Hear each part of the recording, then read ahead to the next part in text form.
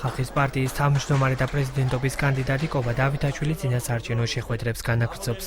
მორიგი შეხვედრა დღეს ქობულეთში გაიმართა. კობა დავითაშვილი კერძო იპოთეკით დაზარალებულებს შეხვდა და მათი საკუთარი წინასაარჩევნო პროგრამა გააცნო. პრეზიდენტობის კანდიდატმა იმ გეგმებზე ისაუბრა, რომელსაც არჩევნებში გამარჯვების შემთხვევაში განახორციელებს. შეხვედრაზე მყოფმა ადამიანებმა განაცხადეს, რომ წინასაარჩევნო პროგრამის შესახებ ბევრი არაფერი სმენია, თუმცა პრეზიდენტობის კანდიდატს ენდობიან. ხალხის პარტიის წარმომადგენლები მორიგ შეხვედრებს აჭარის სხვა მუნიციპალიტეტებში გააგრძელებენ. პროგრამას მე არ გავცნობენ, მაგრამ პლატონი კობადან ვიცი და მანამდეც აქ ჩამოსვლამდეც პარლამენტში როცა ბრძანდებოდა აქტიურად ბრძოლობდა რაც შეეხება იპოთეკარებთან დაკავშირებით.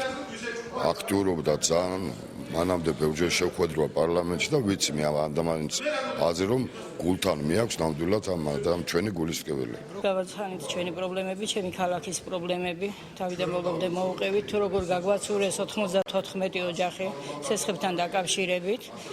მოვისმინეთ, რომ აი უკეთესობისგან უნდა წავიდეს საქმე, რა თქმა უნდა, ჩვენ შევხვდებით სულ ყველა კანდიდატ, მიუხედავად რა პოზიციის არის, რა პოლიტიკის არის, რა გაგების არის, ჩვენ ყველა შევხვდებით. ქობულეთელები ყველასგან მოვისმენთ ყველაფერს, რაც ჩვენს მდგომარეობას შეამსუბუქებს, ხო, სულ ყველა ვთხოვთ აუცილებლად შველას. 2 თვის წინ მოვიდა ხელისუფლების წარმომადგენელი, რიგითი არა, მადონი ხაბაძე.